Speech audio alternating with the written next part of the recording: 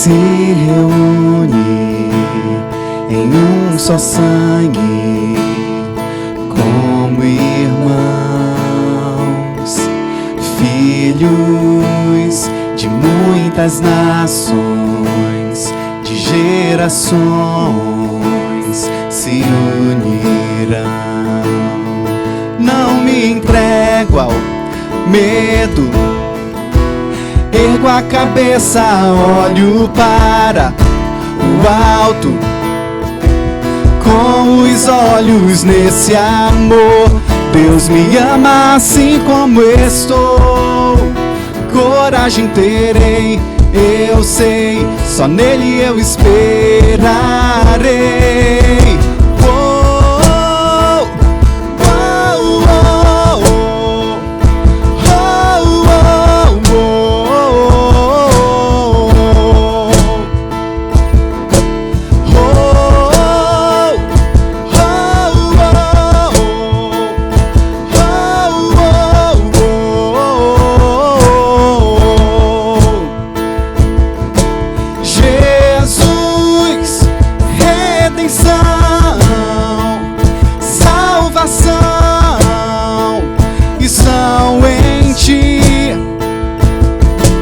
Jesus, eterno amigo, luz e abrigo, seu reino aqui.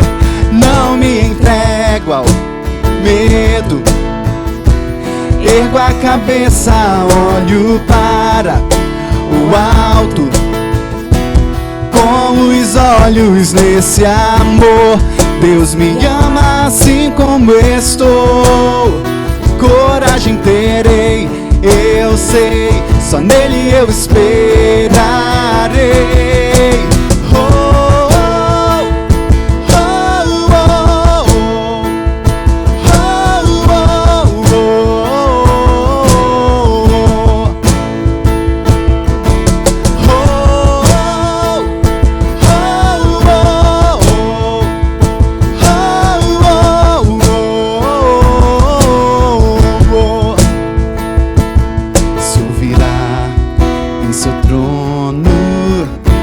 Adoração da sua criação, e as muralhas caem aos seus pés ao ouvir o som dos seus filhos. A boa graça, o bom Deus, seu nome é Jesus. Declare: se ouvirá em seu trono a adoração da sua criação, e as muralhas caem aos seus pés ao ouvir o som dos seus filhos. A boa graça, o bom Deus, seu nome é Jesus. Se ouvirá em seu trono a adoração da sua criação, e as muralhas caem aos seus pés dos seus filhos. A boa graça, o bom Deus, seu nome é Jesus.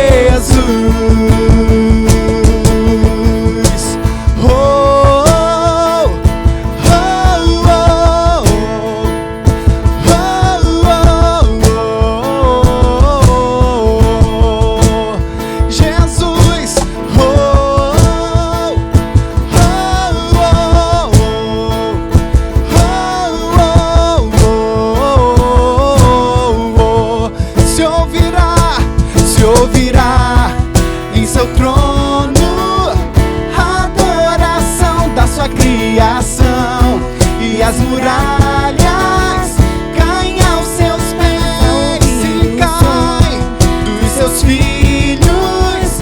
A boa graça, o bom Deus, seu nome é Jesus.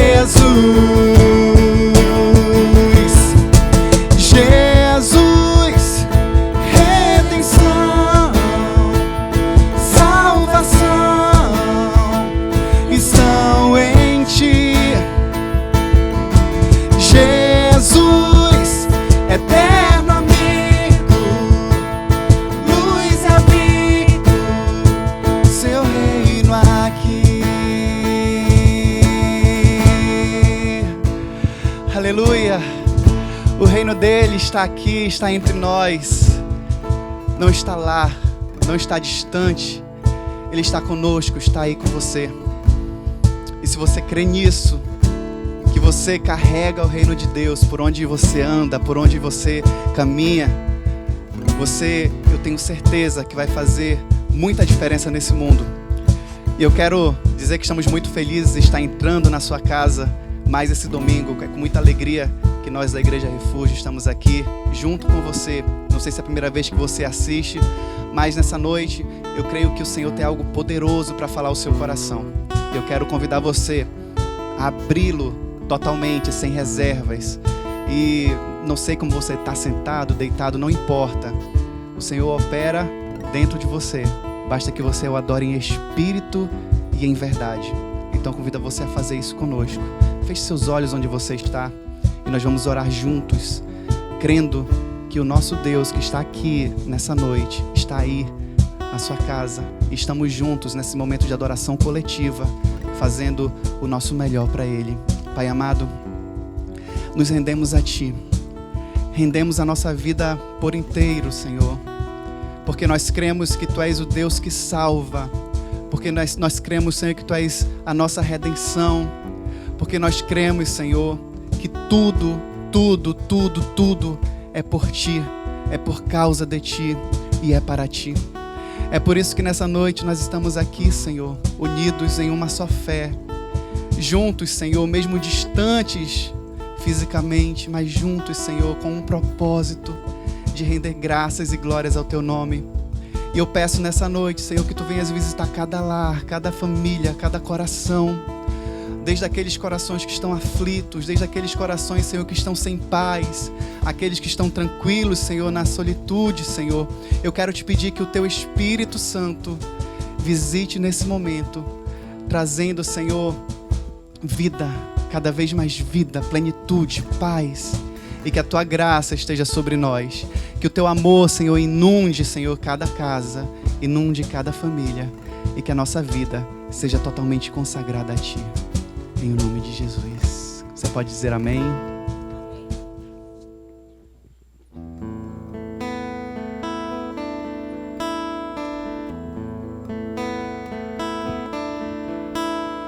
Ao Rei dos Reis consagro tudo o que sou, de gratos louvores transborda o meu coração.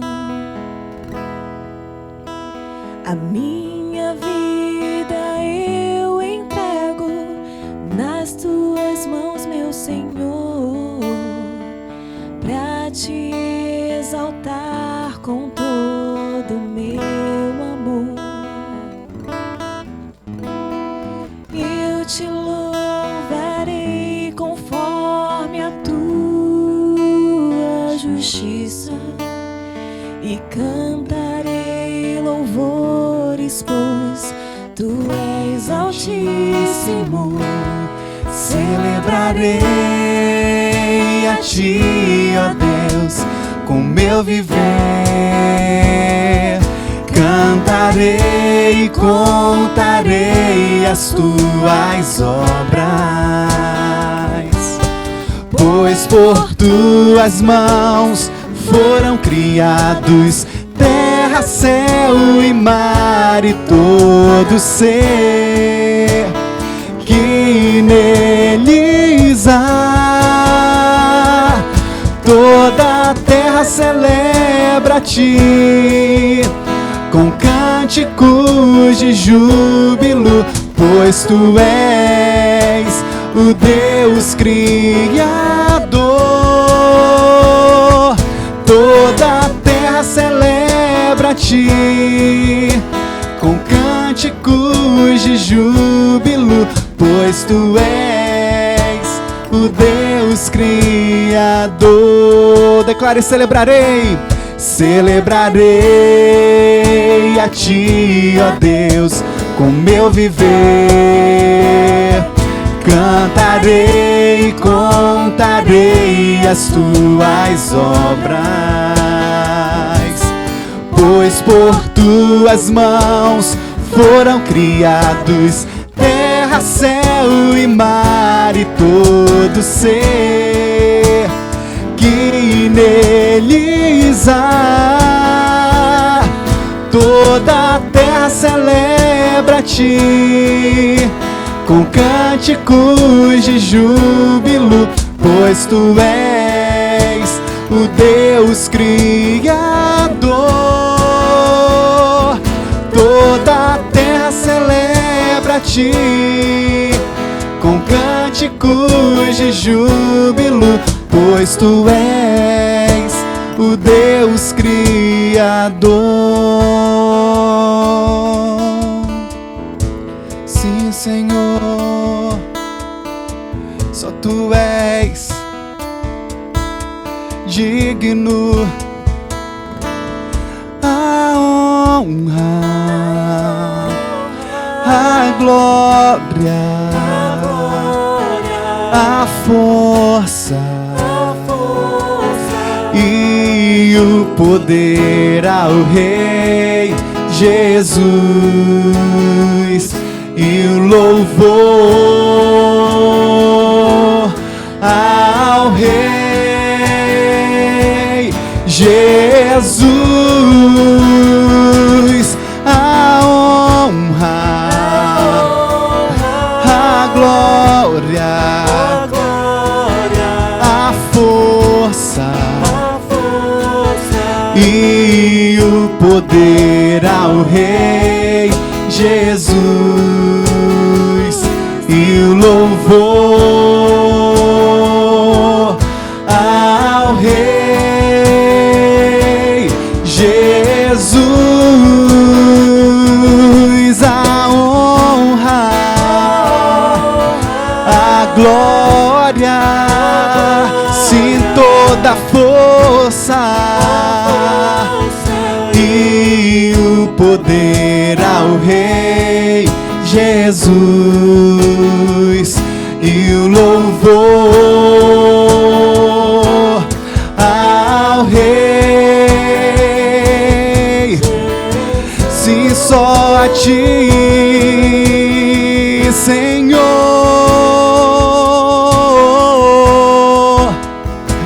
todo louvor, toda honra, toda glória, tudo seja a ti, Senhor. Tudo seja a ti, toda a nossa vida, tudo que temos, tudo entregamos a ti. Ah, Senhor, somos gratos pelo teu amor. Somos gratos, Senhor, pela vida que tu nos deste. Somos gratos, Senhor, por tanta bondade, pela tua bondade que não tem fim, pela tua misericórdia que se renova a cada manhã. Ah, Senhor, somos totalmente teus, nos entregamos totalmente, Senhor. Nos ajuda, nos encoraja a cada dia, Espírito de Deus, a viver essa vida de consagração a Ti, a viver essa vida de entrega. Toda honra, toda glória, a força e o poder ao Rei Jesus, e o louvor ao Rei Jesus.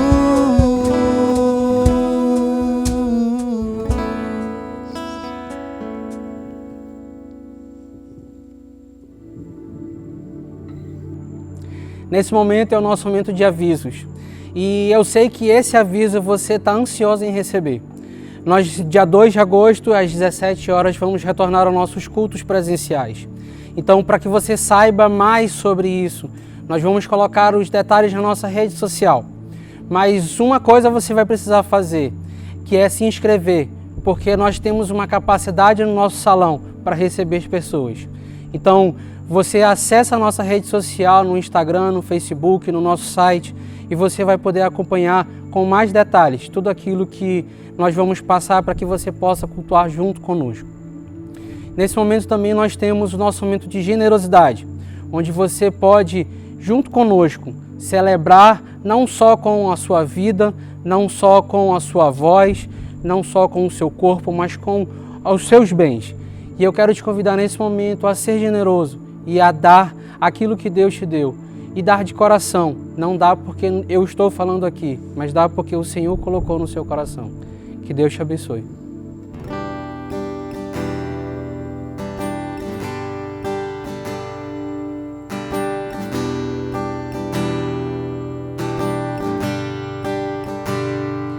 Em pedaços minha alma estava, mas por sua graça refeito sou.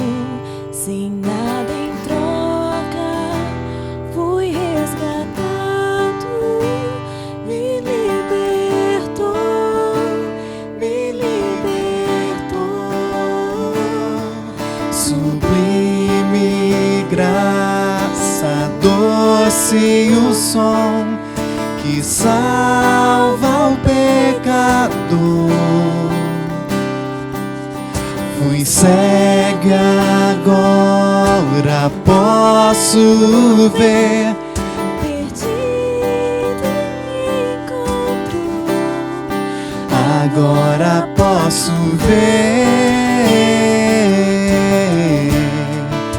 Eu posso ver seus olhos de amor, pra que eu possa viver. Sua vida Ele entregou.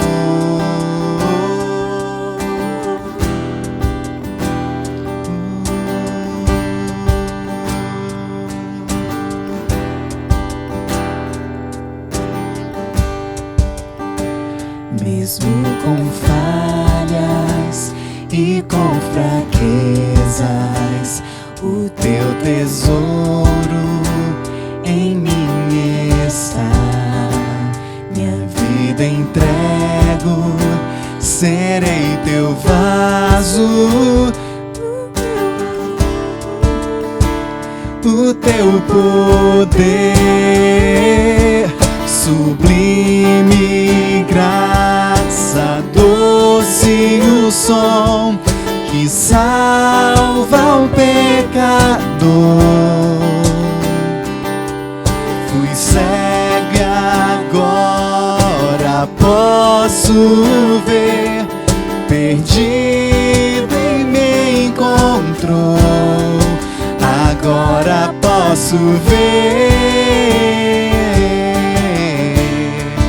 Eu posso ver teus olhos de amor, pra que eu possa viver.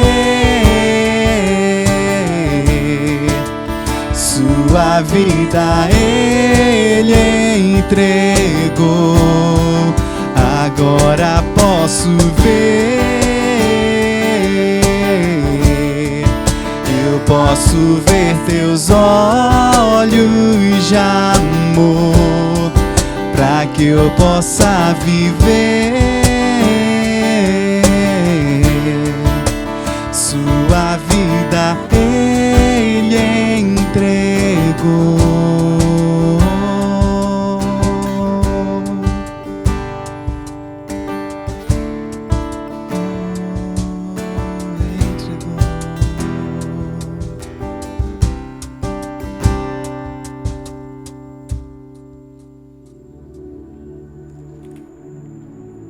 Boa noite, gente! Que palavra, que louvor, que momento agradável. Acho que a gente fica com esse sentimento, né, de quando é que a gente vai poder se reunir.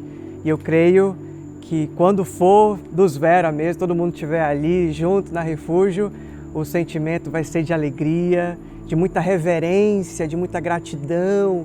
Vai ser lindo. Não vejo a hora disso acontecer. Então, coloque aí na sua agenda. Dia 2 de agosto está chegando e a gente vai dar maiores informações daqui para frente, beleza? Vamos lá, nós estamos na série Reinicie e nada mais apropriado para esse tempo que a gente está vivendo de recomeço, de ter que repensar, nos adaptar, né, hoje acho que a palavra de ordem é cada um se reinventar, né, e tudo isso que a gente está vivendo tem sido muito forte. Deus está tratando a gente, Deus está colocando a mão ali onde a gente não tinha noção que estava complicado, que estava com problemas. Deus está nos dando um reset, né? um recomeço, uma oportunidade maravilhosa, e toda essa série tem sido uma bênção. Eu quero agradecer aí todo mundo que está envolvido, todos os que estão no backstage, todo mundo que está aí atrás das câmeras, nos bastidores, trabalhando para que tudo isso seja possível. Então, meu beijo de gratidão, minha consideração por todo mundo que está aí trabalhando. E por você que está aí nos ouvindo, né? Série a série, domingo a domingo, que você tenha até mesmo isso como forma de alcançar seus amigos. Envie mensagem, compartilhe com outras pessoas, seja no Instagram, seja nas suas redes sociais, no WhatsApp, para que o maior número de pessoas possa ser alcançado com a mensagem do Evangelho. E hoje nós vamos falar sobre arrependimento. Primeiro domingo a gente falou que Neemias, ele descobre o propósito da vida dele. Ele deveria se colocar na ação, no movimento, na visão de Deus para aquilo que ele tinha para Israel. No segundo domingo, a Cris falou que ele se engaja nesse projeto, se organiza para que isso se tornasse uma realidade e engaja pessoas, chama pessoas para fazer parceria.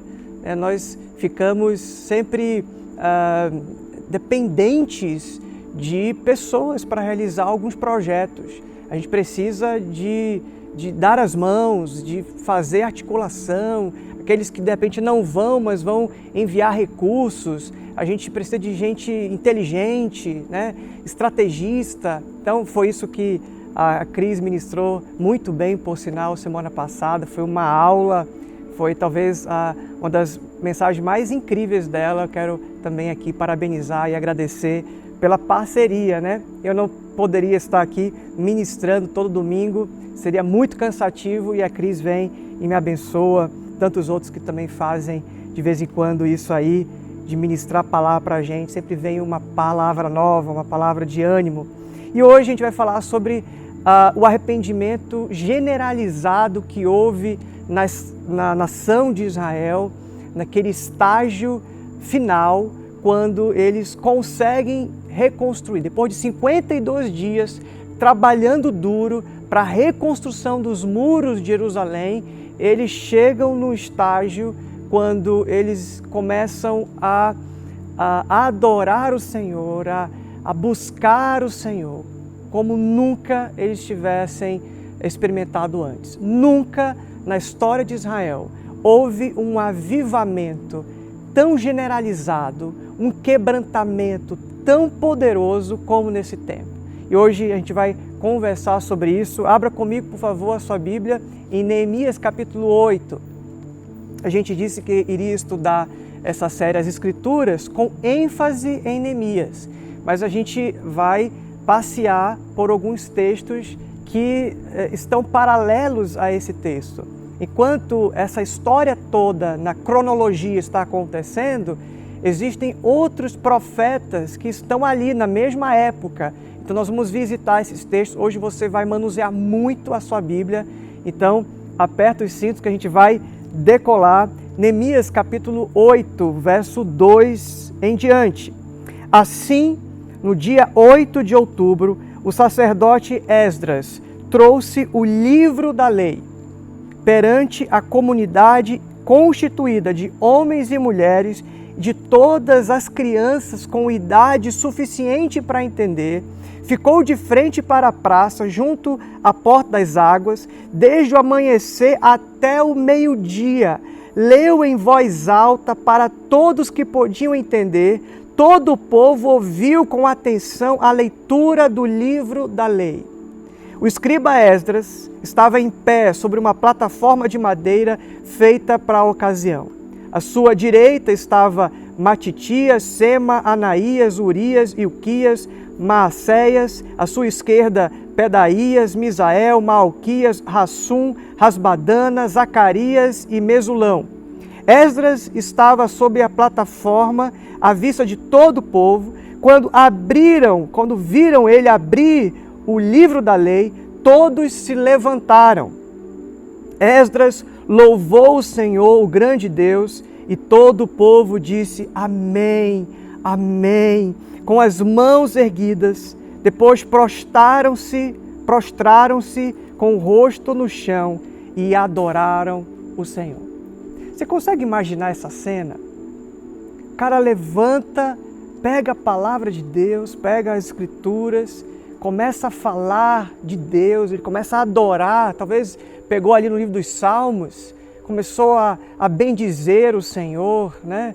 Todo ser que tem fôlego, louve ao Senhor. E ele começou a dizer essas palavras e o povo em um quebrantamento generalizado, numa comoção generalizada, começou a levantar as mãos. Imagino só a saudade que eles tinham de estar ali juntos como nação de Israel, juntos adorando o Senhor, juntos em volta do nome de Yahvé, em volta do sentimento de que Deus havia restaurado a sorte deles, que a tempestade havia passado, que a pandemia havia passado, que qualquer que seja o problema que limitou eles por alguns anos, 70 anos vivendo nessa condição de cativeiro.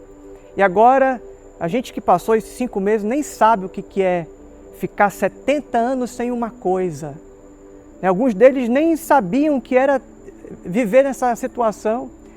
Algumas crianças estavam ali, o texto diz que eles foram para a praça numa reunião solene, enquanto ele ia dizendo, acho muito lindo porque isso é uma prática de algumas pessoas, quando estão orando, a gente está tão conectado e tão concordando com aquilo, que a gente diz amém, é isso, Senhor, aleluia, glória a Deus. Então eu acho que foi esse estado de euforia, de muito júbilo, de muita alegria que o povo todo estava. E ao mesmo tempo que era alegria, era também a tristeza, era também arrependimento, era também saudade de Deus. A gente vai ver isso aqui, quando você vai para o capítulo 9, olha comigo aí, capítulo 9, verso 1 em diante.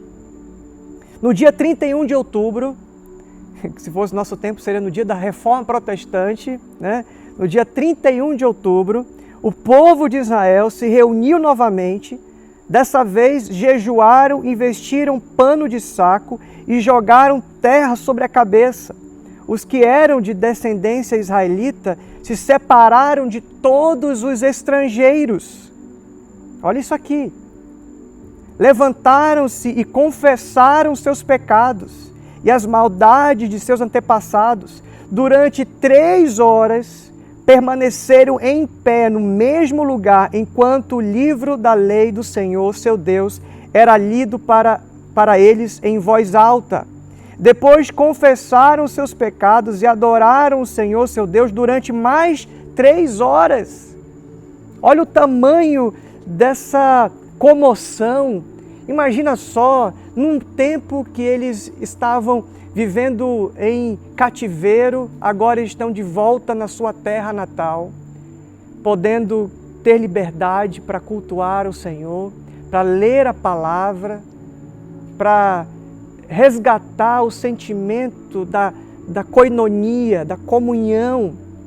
Lá como o salmista fala no 133, quão bom e agradável é quando os irmãos estão unidos, quando os irmãos estão em comunhão, em comunidade. Eu acho que esse é o sentimento que a gente vai viver nos próximos dias aí, voltar a congregar, voltar a se reunir. O apóstolo Paulo fala, não deixem de congregar como é de costume de alguns. Algumas pessoas perdem por causa dos compromissos. Eu conheço gente que casa e nunca mais vai para a igreja, porque agora o casamento virou uma prioridade. Não tem mais tempo para se reunir como igreja, como assembleia, né? Isso significa a palavra eclesia, reunião em volta do nome de Jesus, para adorar a Jesus, para aprender sobre Jesus, tudo que a gente vive como bênção da comunhão, da experiência de estarmos juntos. Então, esse povo está vivendo esse novo normal. Eles estão voltando para a sua cidade, buscando a Deus. Olha só o movimento. Eles leem a palavra durante 3 horas de pé ali, não é na sombra, não é num clima gostosinho, né? Uma temperatura amena, é talvez num sol, desde de manhã até o meio-dia, buscando a Deus. E nesse momento, no capítulo 9, ele fala que durante 3 horas eles ouviram a palavra de Deus, a exortação da palavra de Deus, o confronto, porque quando você lê a palavra, meu irmão, quando você lê o Evangelho ele te confronta, ele te ofende. Se você lê a palavra e ela é sempre palatar, ela é sempre muito agradável, como se a Bíblia fosse um livro de promessas, uma caixinha de promessas, que você abre, tá aí, gostei, me fez bem, né? Como se fosse um livro de autoajuda, você não entendeu nada. A Bíblia, ela me confronta. A palavra de Deus, ela é viva e eficaz, mais cortante que uma espada de 2 gumes.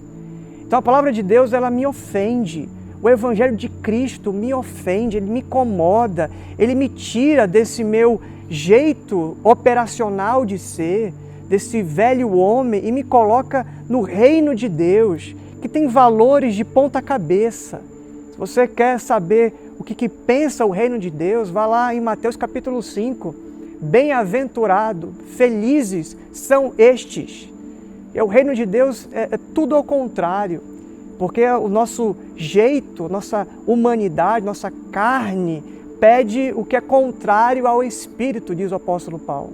Então ali, naquele instante, eles estão vivendo esse momento de arrependimento. Eu acho que para mim, se você perguntasse para mim, o texto que mais tem a ver com arrependimento, quebrantamento, avivamento, eu diria que é Neemias capítulo 8 e capítulo 9. Todos os textos que nós encontramos nas Escrituras são que apontam para o mesmo objetivo. Todos os textos do Evangelho, a gente vai fazer isso agora como exercício, aponta para a primeira palavra do Evangelho. Inclusive tem um livro do Robert O.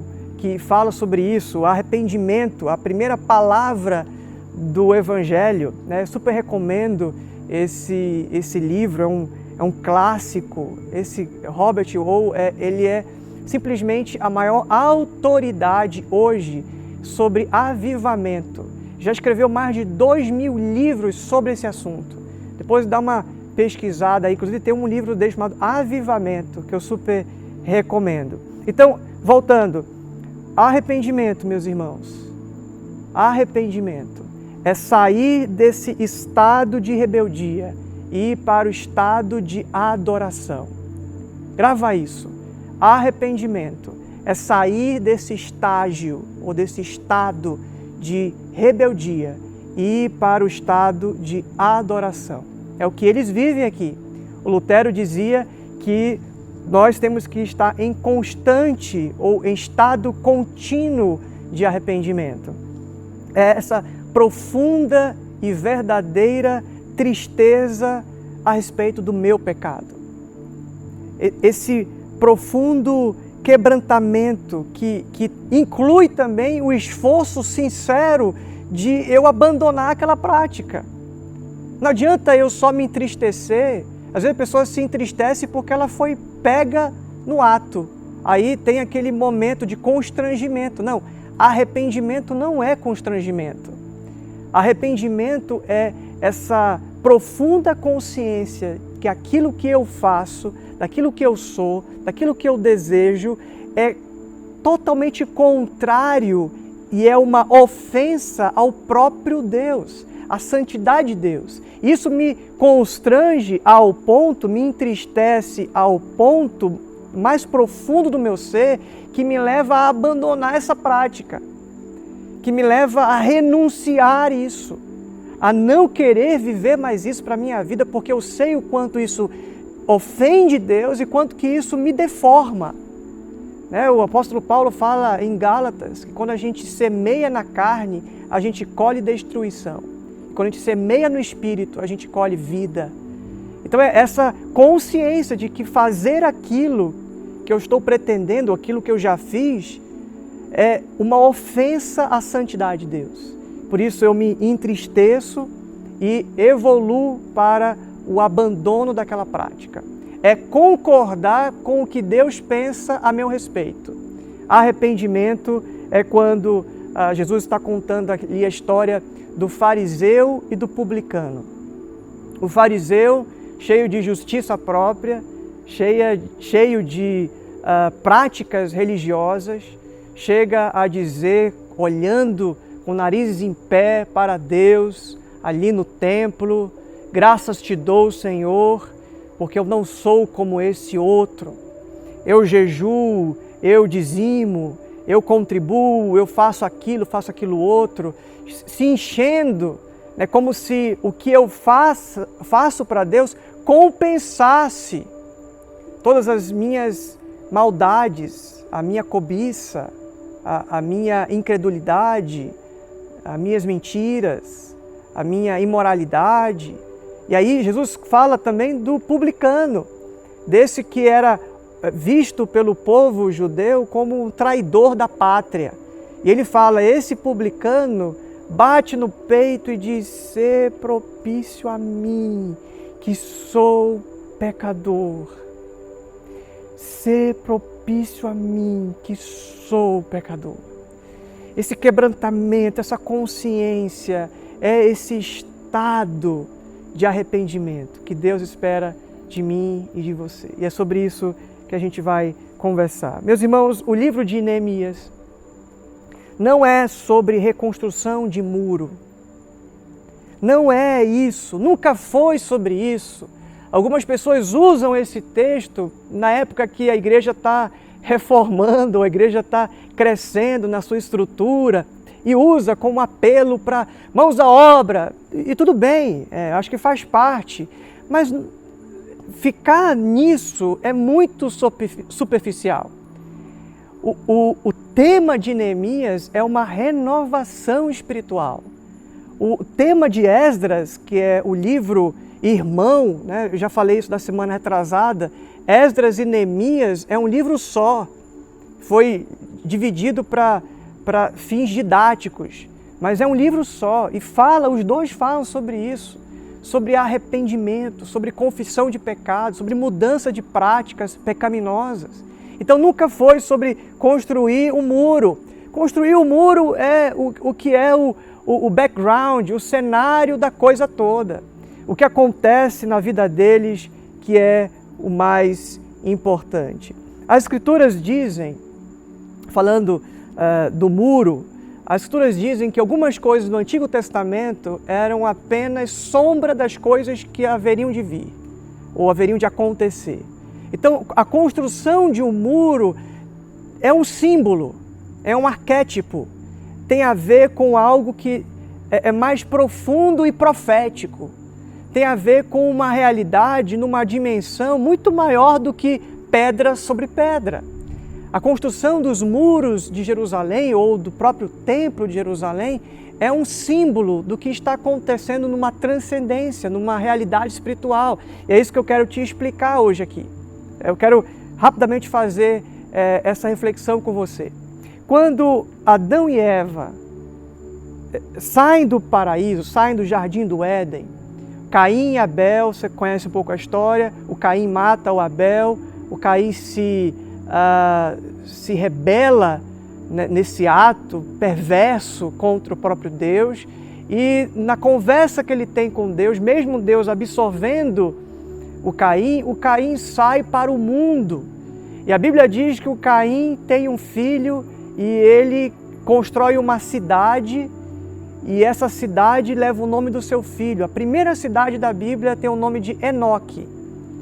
E a cidade que Caim constrói é uma cidade que tem a ver com eu banco a minha própria existência. Eu me protejo. Eu construo muros. A prerrogativa de uma cidade é exatamente esse. Eu me banco na minha segurança. Eu estava no jardim protegido. Agora, né, Adão e Eva, agora que eu não estou mais protegido, eu estou ao Deus dará, ou estou no mundo, então eu fico suscetível aos perigos, eu fico vulnerável, eu fico dependente que Deus me salve, de que Deus me proteja, que a sombra do Onipotente me cubra, né, com as suas asas. E aí vem o Caim e diz assim, eu vou fazer uma cidade, eu vou construir muros para me proteger, para bancar a minha segurança. E ok, é assim que caminha a humanidade, é assim que a gente se organiza, a gente bola meios para se sentir seguro e ok, faz parte da nossa condição como humanos, né? E aí essa cidade fica sendo o símbolo da autossuficiência, símbolo da autonomia. E especificamente Jerusalém, que é a cidade em volta de toda a Escritura, né, acontece muita coisa ali, ela é inclusive conhecida como a cidade do nosso Deus. É isso que a gente canta nas canções, é isso que a Bíblia mesmo trata. E essa cidade ela é destruída e construída várias vezes. Ela tem ameaças e lá vem um império com armamento, com força bélica, com um exército poderoso e arrasa Jerusalém. E aí nós estamos exatamente nesse ponto, quando ela está sendo reconstruída. E a cidade é um símbolo. A cidade construída, a cidade muro, a cidade templo, a cidade de Jerusalém é um símbolo. O Jeremias, no capítulo 25, profetiza que viria então esse tempo de cativeiro de 70 anos. 70 anos a cidade estaria arrasada, destruída.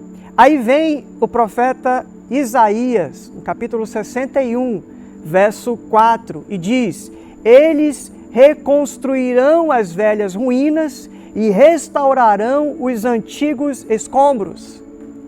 Então existe uma palavra de Deus para a nação, para aliviar aí o mal-estar provocado pela derrota dos inimigos. E aí vem, sempre nesse jogo, Deus permite que essas guerras aconteçam e eles percam a guerra, e geralmente está associado a uma desobediência, a se esquecerem do Senhor, a abandonarem o Senhor, geralmente está associado isso. E aí vem Deus e começa a dar para eles uma palavra, dizendo assim: mas fica tranquilo que essa cidade vai ser reconstruída. E aí acontece isso que a gente está falando aqui. Vem o Zorobabel, na primeira leva, na primeira etapa, né, saindo do exílio, começa a reconstrução do templo. E aí isso é um momento progressivo.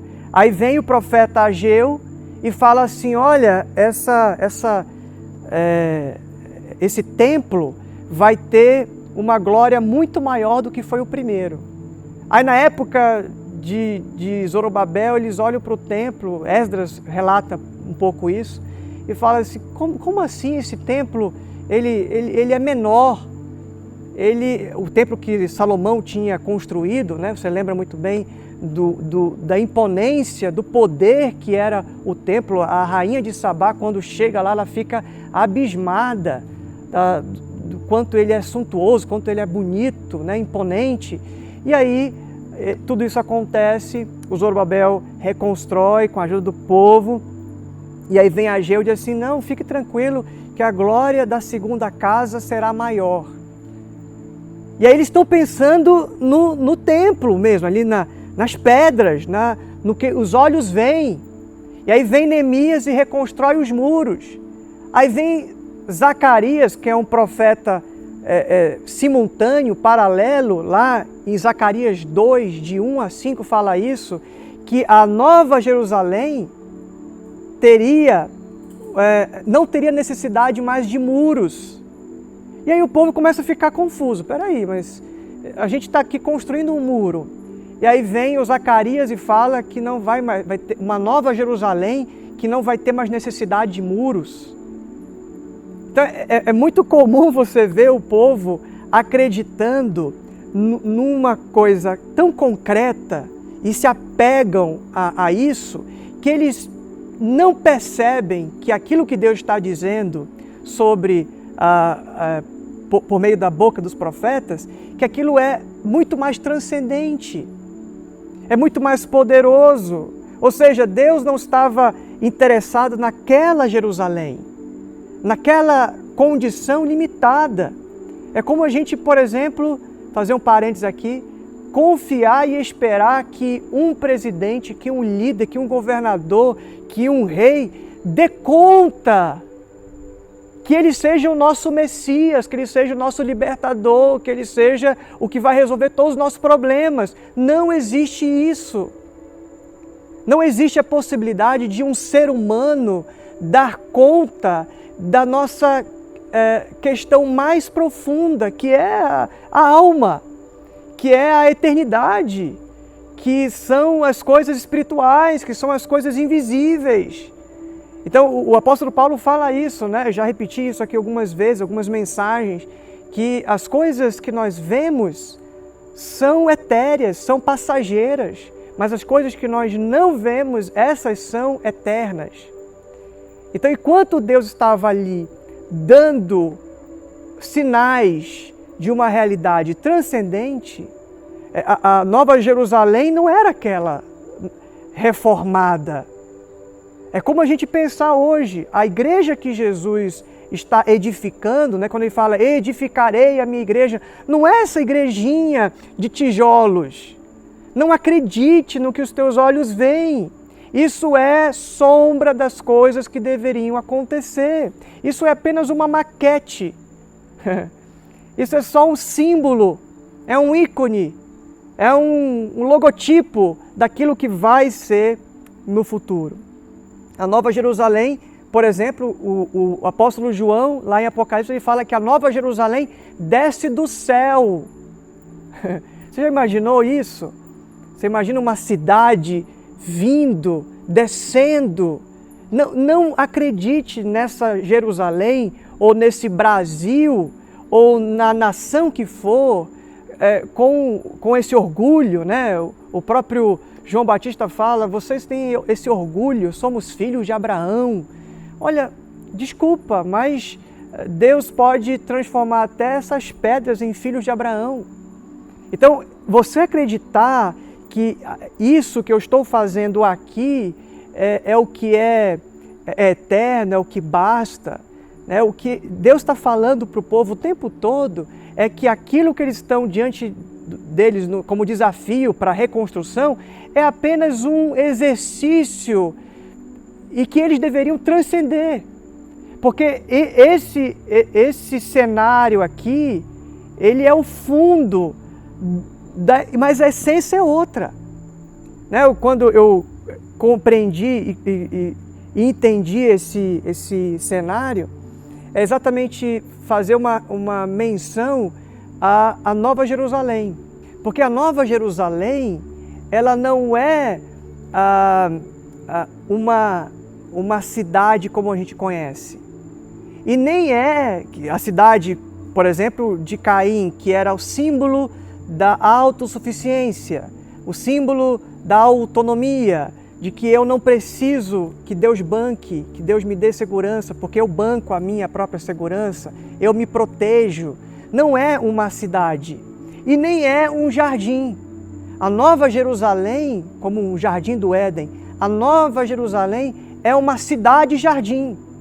Por isso que a gente fez esse cenário de cidade, aqui nessa parte azul, e o jardim, as plantas vindo parte verde, mostrando que enquanto eu estou pensando numa realização física da minha vida, da minha existência, Deus está dizendo que há uma possibilidade de você transcender e entender que as coisas espirituais são mais concretas e mais reais do que aquilo que a gente pode enxergar.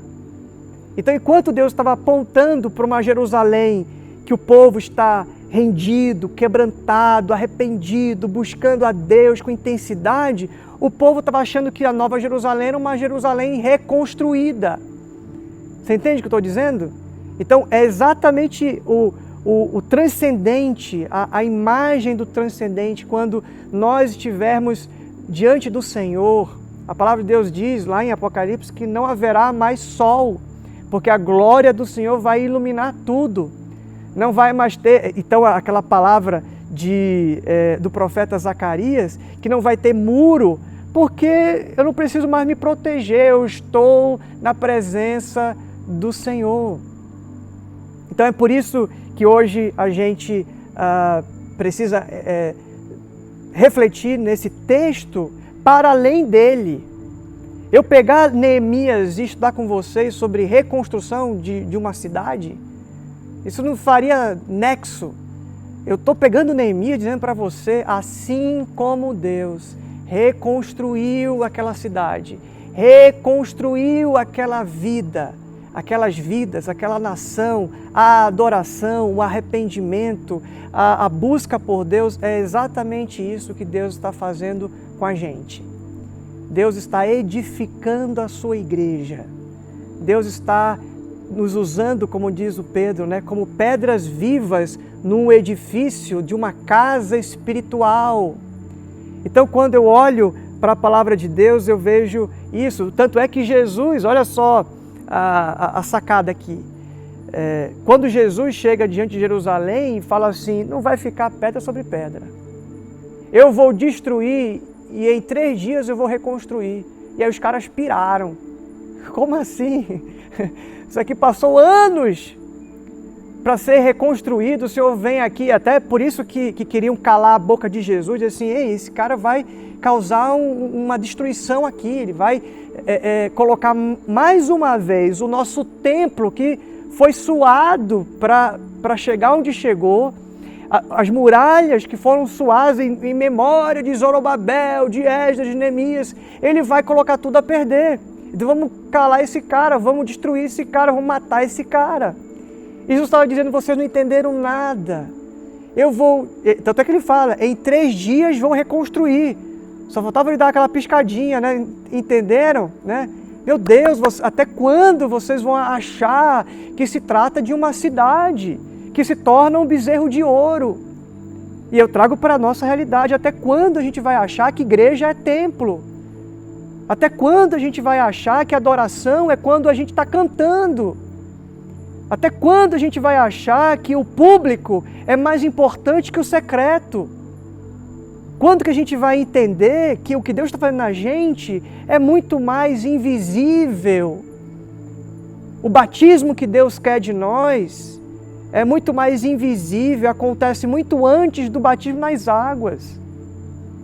O amor que Deus quer de nós é muito mais um amor verdadeiro, da prática, da ação, do secreto. Você olha para Jesus lá em Mateus capítulo 6, ele fala, quando você for dar uma esmola, fica na sua, é no secreto. Para de tocar trombeta e dizer assim, olha, estou dando, estou fazendo. Quando você for jejuar, lava essa sua cara e faz no secreto. Porque Deus está fazendo algo e você está preocupado com o exterior, com a exterioridade da coisa. E é isso que Jesus bate com força nos fariseus, que tinham lá uma vida toda envernizada, uma vida toda bonita e lustrada por fora, mas por dentro era podridão. Jesus fala isso, vocês são como sepulcros caiados. Por fora são bonitos, são branquinhos, pintados de cal, mas por dentro são como sepulturas, cheio de fedor, cheio de morte. Então, gente, nunca foi sobre reconstrução, mas sobre Deus ter a primazia. Cristo ser Senhor sobre tudo, sobre as nossas mentes, sobre os nossos corações. É uma obra transcendente de reconstrução do altar da adoração no nosso próprio coração. É isso que Deus está fazendo ao longo da história. Os profetas, esses que eu citei, eu vou ler ainda o profeta Daniel, eles têm um pouco essa função de avisar. Você assistiu a série Dark, lá no Netflix?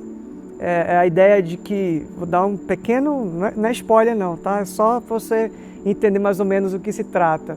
Alguém vem lá do futuro para te contar como é que vai ser, para você ver se você altera o seu presente, para que você não se torne aquilo que ele advertiu sobre o seu futuro. Vou deixar só isso, assista depois aí, 3 temporadas, não ganhando nada com a Netflix, fazendo propaganda direta aqui deles, né? Então a mensagem dos profetas não era de autoajuda, a mensagem dos profetas não era sorria, Jesus te ama. A mensagem dos profetas não era massageando o ego para inchar a igreja. A palavra do profeta era de confronto, era para mudança de mente, de metanoia. Você vai ver Jeremias, lê o livro de Jeremias. O cara é perseguido, o cara é amarrado, jogado num buraco, porque a mensagem dele não é palatável. A mensagem dele incomoda. A mensagem dele confronta, bate de frente. Aquilo que eu falei, que o evangelho nos ofende. E aí você vai ver o profeta Daniel, por exemplo, capítulo 4, verso 27. Ele confronta o rei. Ele fala, rei, para com essa tua vida. Abandona o teu caminho. Busca a Deus. Depois você lê lá. É lindo a coragem e a ousadia do Daniel, olhando bem nos olhos do rei e falando, abandone os seus maus caminhos. E aí você vai um pouco mais para frente, você vai ver o Daniel no capítulo 5, verso 23, a última frase do versículo diz assim, mas o rei não honrou ao Deus que lhe dá fôlego de vida e controla o seu destino. Olha só, a palavra dura, não é uma palavra de bom ânimo só. Né? É importante dar bom ânimo, é importante encorajar. A gente fez isso agora, né? Nessa última temporada. Mas tem um momento que a gente precisa parar tudo e bater de frente. E tocar na ferida. E dizer, até quando você vai continuar com essa prática? Quando é que você vai parar de fazer isso? Quando você vai abandonar os seus maus caminhos? O próprio Daniel, depois, tem consciência do pecado dele. É muito lindo quando lá no capítulo 9 de Daniel, pois eu estou dando, gente, para você ir anotando e você estudar depois. Porque se você se alimenta só com o que você recebe do púlpito, ou só o que você recebe no domingo, você vai ser raquítico espiritualmente. Você vai ser...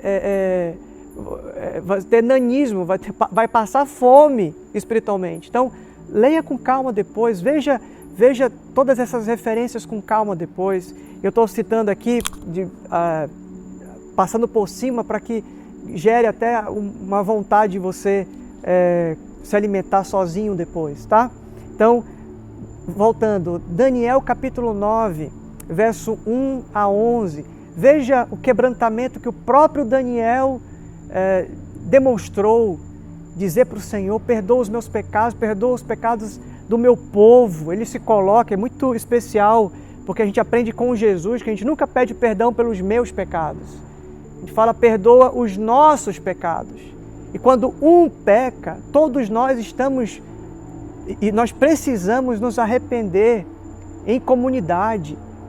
Quantos pecados nós como comunidade temos cometido e precisamos nos quebrantar e pedir perdão para que o Senhor, como diz lá Josué, faça maravilhas no nosso meio. Quantas coisas a nossa nação brasileira não está vivendo porque não tem quebrantamento. nós não pedimos perdão pelos nossos pecados. A nação brasileira tem pecado contra o Senhor. E nós pedimos perdão por, Senhor, eu menti. Senhor, não que não seja grave, isso é gravíssimo, é uma ofensa contra a santidade de Deus. Mas nós precisamos ter essa noção de que os pecados da nossa nação, os pecados que se amontoam ao nosso redor e nós como nação praticamos, está nos levando para a ruína, para a tragédia. Estamos polarizados, ou odiamos e mantemos um discurso de ódio contra um presidente, contra um governador, contra um governante, ou nós somos aqueles que defendemos fielmente, cegamente. Não existe mais uma sabedoria, não existe um equilíbrio. Nós estamos nos devorando. Nós temos que pedir perdão por isso. Estamos cada um vivendo a sua própria vida. Não, mas consideramos as necessidades do outro como importante para nós. E agora com a pandemia, cada um que está mais mesmo na sua, não está nem aí, tem gente precisando, é exatamente isso que significa comer a ceia indignamente. Tem gente que está aí se esbaldando com o que tem, esbanjando, ostentando, e tem gente aí que está mendigando o pão, que está precisando de um apoio, de uma ajuda, de uma assistência, porque está em necessidade, porque o pai perdeu o emprego, porque estão mal de saúde. Então assim, a gente precisa nos arrepender dos nossos pecados, precisamos nos ajoelhar, passar aí 3 horas, eu acho que até é pouco, viu? 3 horas dizendo para o Senhor, nos perdoa, Pai, porque nós, como igreja, temos falhado. Irmãos, eu falo isso com todo amor, mas ao mesmo tempo com toda a dureza, autorizado pelo Espírito Santo, pela Palavra de Deus. Nós precisamos nos arrepender dos nossos maus caminhos. Nós devemos abandonar as nossas práticas. Devemos considerar a vontade de Deus como verdade absoluta. No mundo de pós-verdade, no mundo que cada um tem a sua verdade, nós que somos povo de Deus, devemos considerar a vontade de Deus absoluta. Não é o que o mundo dita, não é a ditadura da beleza, da estética, da riqueza, da realização, do empreendedorismo que determina a nossa vida. Nós somos o povo que obedecemos à lei do Senhor, à vontade do Senhor. O Ezequiel 36 fala isso. Ele colocou o seu Espírito na gente e esse Espírito vai nos levar a obedecer às suas leis. Então que a gente pare hoje um pouco para refletir sobre os nossos pecados. E aí, se você for ver, o João Batista, quando vem na mensagem dele, é falando sobre arrependimento. Ele fala, o machado está colocado na raiz das árvores. Toda árvore que não dá bom fruto será cortada. Arrependa-se. Aí vem Jesus, tanto é que a primeira palavra do Evangelho, a primeira palavra, como eu disse do livro lá, sobre arrependimento, a primeira palavra de Jesus é arrependam-se. Porque o reino de Deus é chegado. E só pode entrar no reino, só pode fazer parte do reino, só pode ser povo de Deus, nação eleita, sacerdócio real, povo exclusivo de Deus, se arrepender. É a palavra que inaugura o reino. Eu me arrependo, peço perdão e abandono as práticas de perversidade, maldade, de pecado na minha vida. Se você for ver, Jesus fala sobre arrependimento e ensina os discípulos, lá em Lucas 24, 47. Ele fala, vocês vão pregar o evangelho do arrependimento.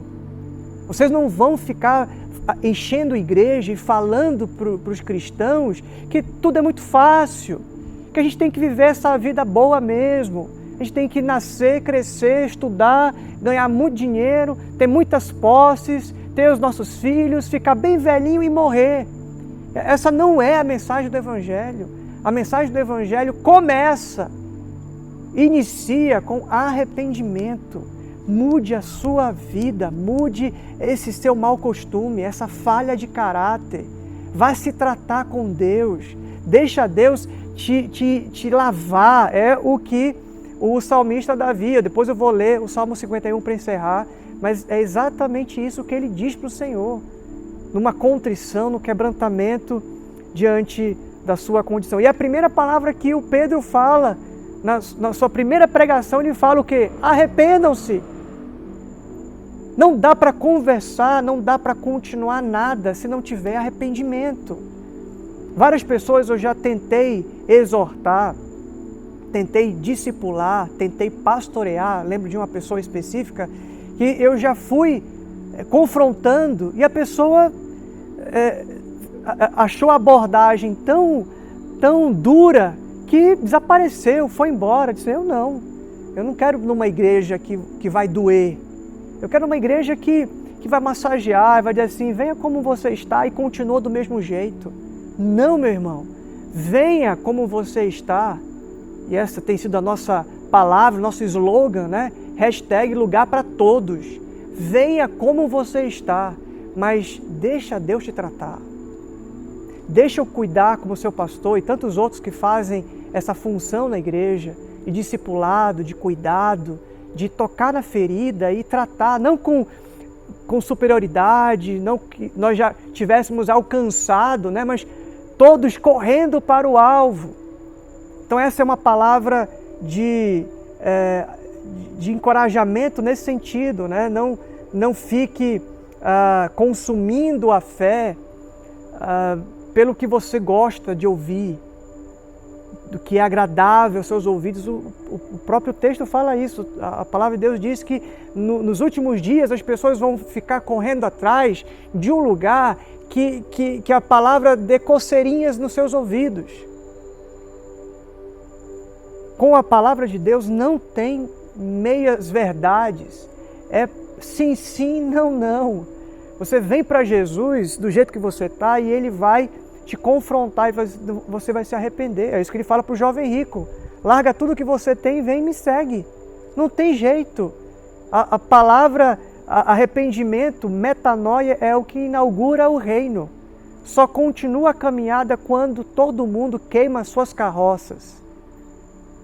Quando todo mundo pega a sua cruz e segue.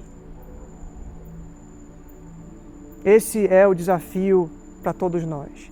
Por isso que Jesus, por 7 vezes, fala lá em Apocalipse, às 7 igrejas, quem tem ouvidos, ouça o que o Espírito diz à igreja. E a palavra de hoje, que o Espírito Santo está ministrando para todos nós, é arrependam-se. Arrependam-se. Em Neemias, eles decidem reiniciar e fazer alguns combinados, e eu não vou destrinchar isso, eu vou para o final. Uma das coisas que eles decidem é que eles vão se separar das suas mulheres que eram estrangeiras. Eu tenho um pouco de dificuldade de entender esse movimento, porque a própria palavra de Deus diz lá em Malaquias que Deus odeia o divórcio. Então, não faz sentido para mim, na hora que eles leem a palavra, sabendo que havia uma orientação da palavra de Deus, de que eles não deveriam se casar com pessoas de outras tribos estrangeiras, e a ideia é essa, e trazer junto na bagagem os seus ídolos. Foi o pecado de Salomão. Casou com tantas mulheres quanto quis, e cada uma trouxe o seu ídolo, cada uma trouxe a sua entidade. E aí, esse é o problema. Mas o que acontece aqui, na minha opinião, na minha perspectiva do que acontece aqui, eles exageram. Eles têm um excesso de piedade. Eles pegam as mulheres, os seus filhos e mandam embora. Não, porque Deus mandou que a gente não pode mais casar com estrangeiro, então tchau. Não, se fosse assim, então Ruth e Boaz tinham que se divorciar. Ruth era estrangeira, o Boaz era israelita. Então eles tinham que se divorciar. Será que esse é o plano? Mas Ruth e Boaz são tataravós de Jesus. Então eu não acho que o que aconteceu, que a Bíblia é um livro assim, que a gente tem que ler com essa sabedoria.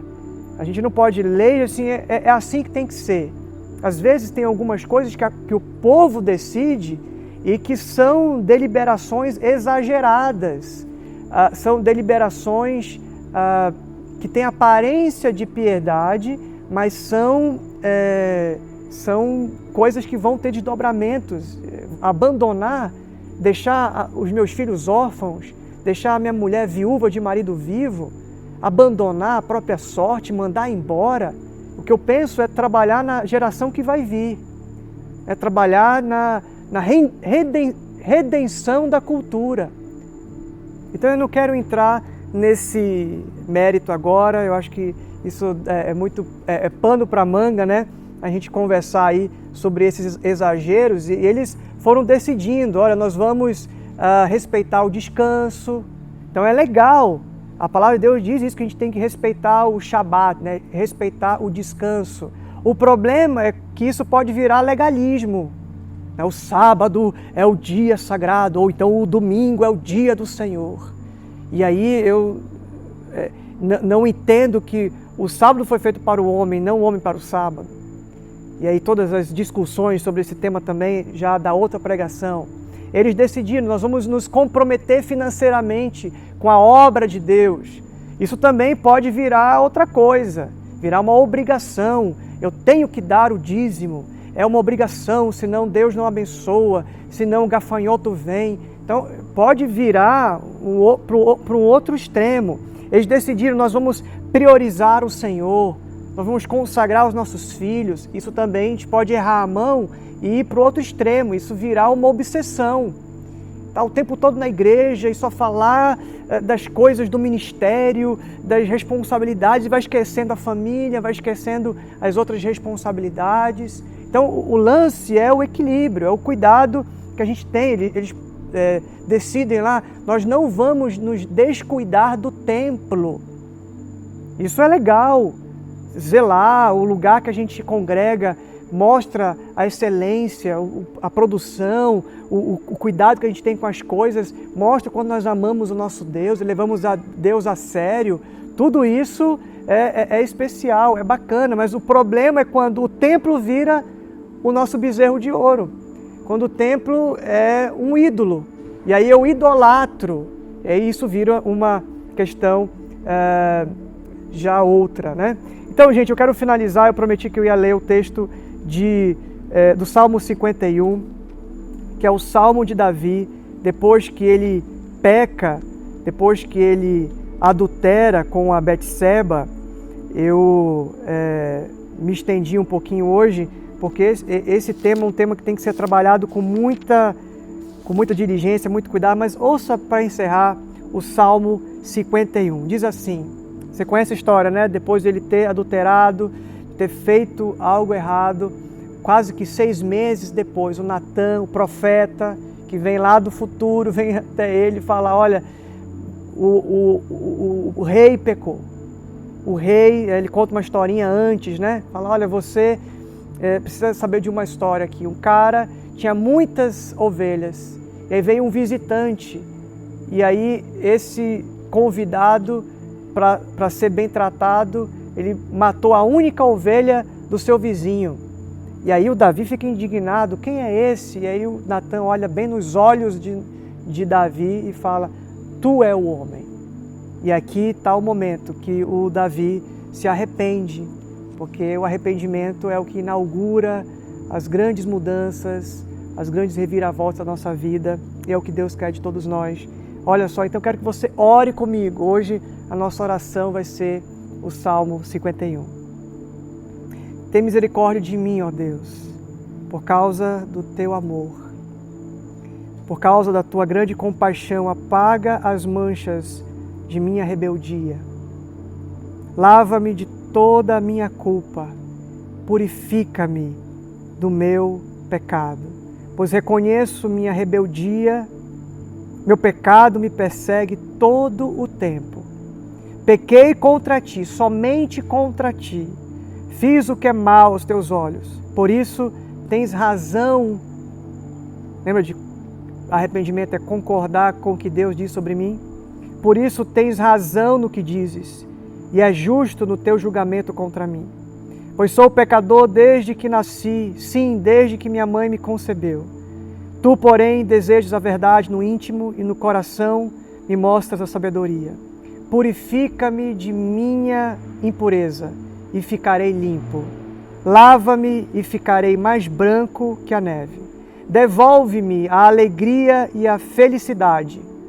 Tu me quebraste, agora permite que eu exulte outra vez. Não continues a olhar para os meus pecados, remove as manchas de minha culpa. Cria em mim, ó Deus, um coração puro. Renova dentro de mim um espírito firme. E o texto continua, eu quero te convidar depois para ler no seu tempo devocional.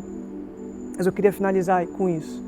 Cria em mim, ó Deus, um coração puro.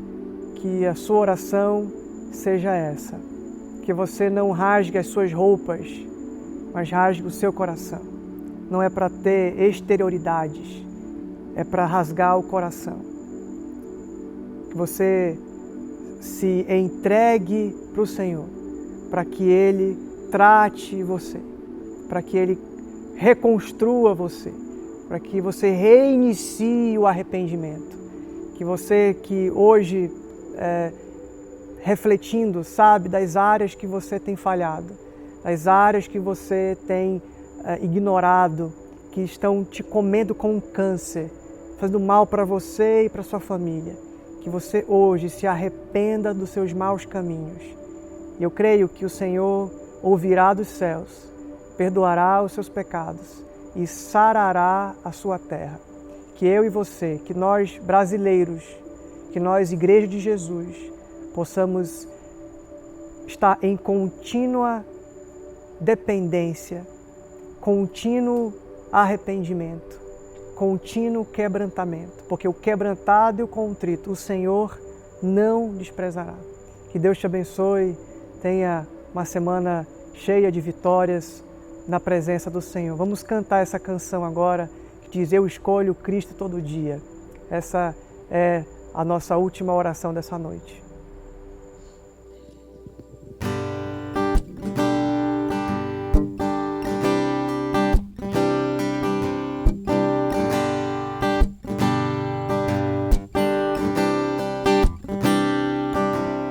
Senhor, eu nasci pra te chamar de Deus, eu nasci pra te chamar de Pai e andar do seu lado. Senhor, desde o ventre da minha mãe, eu sou povo exclusivo seu. Eu sou abençoado se vivo obediente, mas todo dia o pecado vem e me chama. Todo dia as propostas vêm e me chamam. Todo dia vem as tentações e me chamam. Todo dia o pecado vem, mas eu escolho Deus. Eu escolho ser amigo de Deus. Eu escolho Cristo todo dia. Já morri pra minha vida, agora eu vivo a vida de Deus. Mas eu escolho Deus. Eu escolho ser amigo de Deus. Eu escolho Cristo todo dia. Já morri pra minha vida, agora eu vivo a vida de Deus. Senhor, eu nasci pra te chamar de amor. Eu nasci pra te chamar de Pai e andar do seu lado. Senhor, desde o ventre da minha mãe, eu sou povo exclusivo seu. Eu sou abençoado, sigo obediente.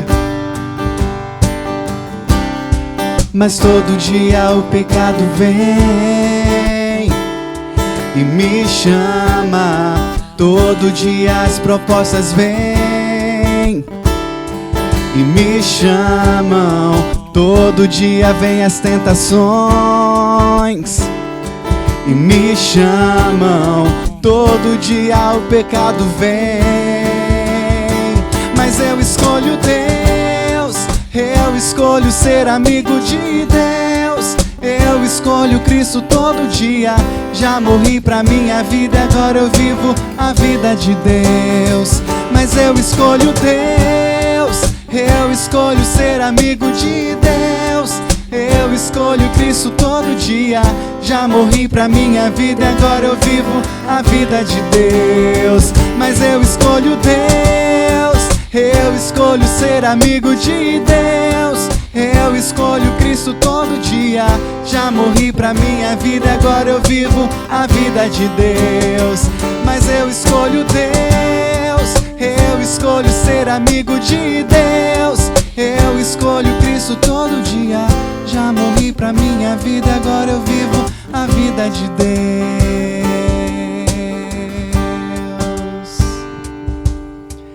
Que o Senhor abençoe a sua semana. Que seja uma semana de muita contrição, de um coração voltado para Ele. E nós nos encontramos domingo que vem. Um abraço, até lá.